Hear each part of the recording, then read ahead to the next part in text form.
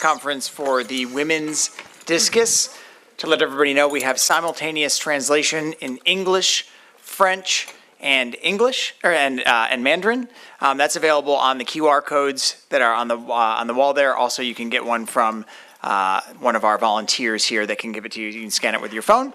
We're also streaming live on MyInfo, so if you have a question, you can push the Ask OIS button and send a question to our reporters here in the room. Let's welcome the medalists. The bronze medalist with a throw of 67.51 from Croatia, a two-time gold medalist and one of the most successful throwers in history, Sandra Elkasevic. The silver medalist from China with a throw of 67.51, matches China's best performance, Feng. And the gold medalist, one of three back-to-back gold medalists in this event in history. One of the other ones is sitting right there. From the United States with a throw of 69.5, Valarie Allman. Nobody's clapping the Olympic champion. I like that. All right, let's open the floor for questions. If you have a question, please raise your hand. We'll bring a microphone to you and state your name and outlet before you ask. Questions for the medalists in the women's discus. Right here. Oh, we're bringing a microphone to you. Sean Ingle, Guardian. Congratulations to all three of you. There's been some talk about how field events don't always get the credit or the audiences they deserve. This was another great Olympic final. We've got three winners from three different countries. Do you wish that we had more of this sort of thing where you guys are on the spotlight and Mondo's on the spotlight throughout the evening like we did tonight? And congratulations again. Come on, Olympic champion start first. Sure, I'll take this one, I guess. I absolutely think that there is such potential and excitement for field events to be embraced. I think that some of these new circuits that have been created, it's definitely disheartening, and I think going to be interesting how they play out with them being quite exclusive to just the track portion of the sport. But I think that in all events, particularly the throwing events, there is such excitement. It's just all about creating a storyline and embracing it. And most of the time, we are the ones that show up and compete the most out of the year. We are willing to go head to head all the time and put on great battles. And I think that that could really be embraced and exciting. Anybody else want to take a swing at that? I just wanted to say, if you are looking discus in the past 15 years, I think there is always excitement, especially in the women discus, and now the guys are trying to following us. But I think when you have a nice looking girls in the women discus final, I think everybody's watching, and I don't like when you, as a journalist, talks about other events like who is popular, who is not popular. This is track and field. This is a queen of the all sports. There is 77,000 people in the morning session, 77,000 people afternoon session. They all love. So that is track and field. And you know, the most excitement is right in the field because it's take like 1.5 hour, 2 hour fight battle between the best discus thrower, the best pole vaulters, the best triple jumpers, the best long jumpers, and the runners are only just for 10 seconds, 20 seconds, 1 minute on a stage, but we are the stage for so much longer, and I think we all should respect the throwers and the all fields event. Thank you so much. Mark Kislet, Denver Gazette. This is for Valarie. Just mention that it's fairly rare that you win back-to-back golds in this event. When you won your first state high school championship in Jeffco Stadium, whenever it was, did you see 2 gold medals from there, or did you see the Olympics from there? No, I mean, at that time, I think I was dreaming of being able to go to university and have discus be part of what facilitated going to a great school or getting a scholarship. I think in discus, there's so few people that get to do it as a profession, and to do this full time, it is an honor. And I mean, it takes a lot of devotion too, but I think in my journey, it's kind of just been finding the right people that believed in me at the right time, that saw far more potential than I saw myself, and kind of letting the story unfold in a way that I only could have dreamed of.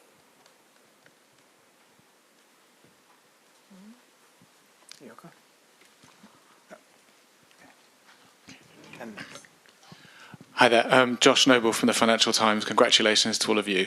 A question for all of you. I'm just intrigued to know how psychology plays a part in the competition like this, how you prepare yourself psychologically for the Olympics, and how you manage that through the event, through the evening. Thank you. I think for most people at this level, the psychology part is most the battle. I think, especially in athletics, so much of what you do is routine and discipline and structure, and you get so much experience doing, for us, the same movement that's 2,500 sometimes throughout the year. But being able to walk into your area of play and know that your body is going to do exactly what you want it to at the best of the ability, that's the challenge. And I think it's human nature to draw from your past experiences to think how your future ones are going to go. And as you're trying to write a better and new story, it really takes so much intention and practice and focus to convince yourself that you can be accomplishing your dreams, you can be better than you've ever been. And I think that so many athletes, especially when they talk about the Olympics, you get big emotions, you get heartbreak, you get glory. You know, there's very few people that don't talk about it on kind of one side of the spectrum. And I think it's really important for athletes to share their experience, to share how they've dealt with the pressure, to embrace it, and celebrate kind of that vulnerability. I want to give Feng Bin a chance to answer that question, because I don't think you heard it. We were fixing the translation. Just wondering how you prepare yourself mentally for these competitions. 其实我会更加专注于我自己的生活训练。其实大家看到的在赛场上只有那6饼，但是为了做好这6饼。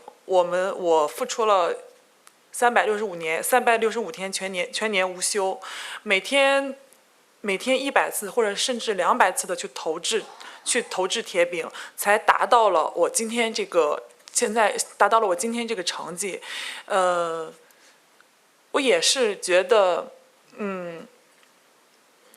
在赛场上去更加直面自己的内心，应该说是长年累月的，然后经过各种大赛沉淀，然后大赛积极的去调整，而造就了这个成果。Yoko? Hi, question to Sandra. You got the 2012 and 2016 in the gold, and you missed Tokyo. You got 4th, and you got the bronze. And how special that this medal today, and what's the difference between that 2 gold and this bronze? Yeah, I won the London 2012 and the Rio 2016. I was there as a favorite, and I also was preparing for the Tokyo, and I was giving my best, but I get injured, and they were postponed for 1 year, and it was one more tough year for me. But I never stopped doubting in myself. I came there, I was giving my best, and then the rain was also, and the Valarie was amazing, and the other girls, especially Christine Pudens and Yami Perez, it was like a very, really tough competition. And I think in Tokyo was everything against me, and also maybe I wasn't mentally ready to compete for my 3rd Olympics, and there's the reason, and there's the things that I learned after Tokyo, and I started thinking another way for this Olympics, and I'm happy that I couldn't manage to be at the podium, because it's nice to be back, and it's also nice to be fighting with these girls, and when they beat me, I cannot tell you that, and I cannot say that I'm happy when they beat me. I don't like when nobody beats me, but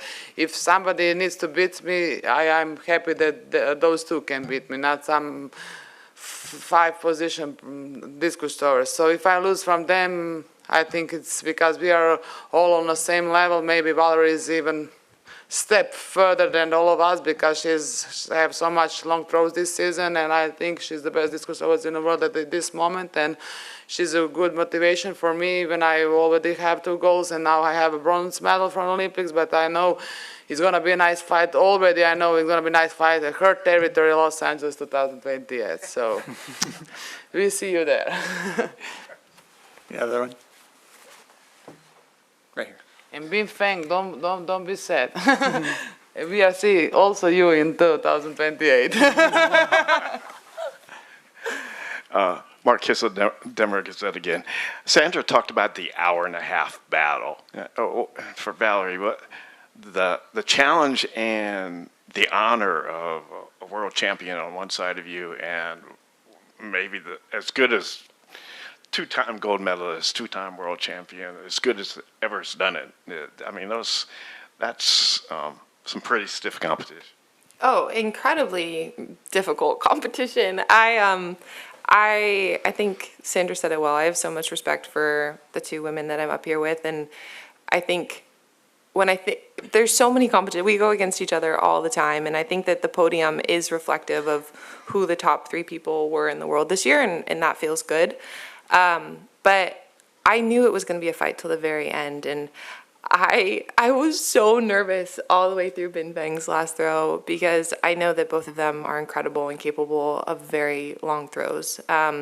So it is a dogfight, and I think it was really exciting to be in such an energetic environment, and it definitely took me a second to find my footing in that, which leaves you feeling a bit vulnerable, especially when you are with 2 lurking sharks that are very hungry. But it definitely made for a really exciting battle, and I think in competition you want to go against the best, and I am grateful that right now there are athletes that really are putting up great marks. It makes it exciting. It makes you need to push yourself, and I think that's what you really, really want as you're pursuing your passion. Can you tell us about the crown that's sitting here on the head table? I saw it passed around a little bit during the post-event celebrations. What's the story behind the crown? My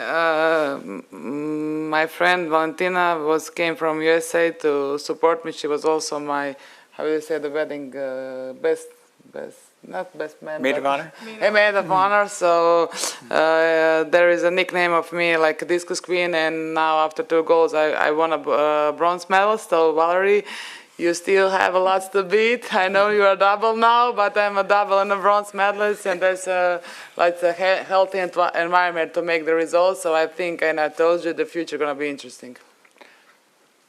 Right here?